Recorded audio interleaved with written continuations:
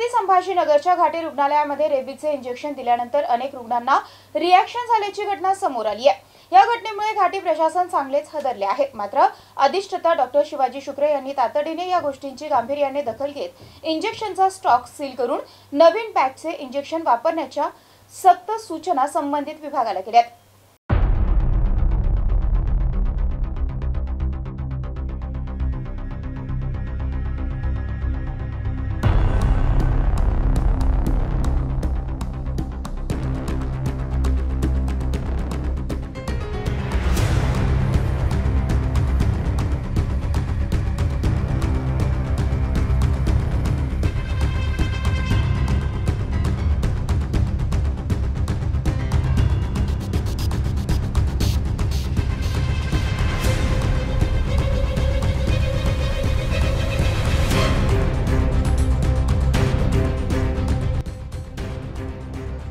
मागील काही महिन्यांपासून शहरामध्ये मोकाट कुत्र्यांचा धुमाकूळ हा गल्लोगल्ली आणि रस्त्यावर वाढल्याचं दिसत आहे। भल्याभल्यांना थरकाप सुटत आहे, तर काही कुत्रे अंगावर येऊन लचके तोडण्याच्या घटना देखील घडत आहे। त्यामुळे घाटी रुग्णालयात कुत्रे चावलेल्या रुग्णांची गर्दी आता वाढत आहे। मागील 4 दिवसांपासून घाटी रुग्णालयात अरेबिकचे इंजेक्शन दिल्यानंतर रुग्णांना रिएक्शन येण्याचे प्रमाण अचानक वाढल्याने बरे होण्यासाठी पुन्हा 2300 रुपयाचे इंजेक्शन बाहेरून खरेदी करून घ्यावं लागत असल्याने नागरिकांना मनस्ताप सहन करावा लागतोय।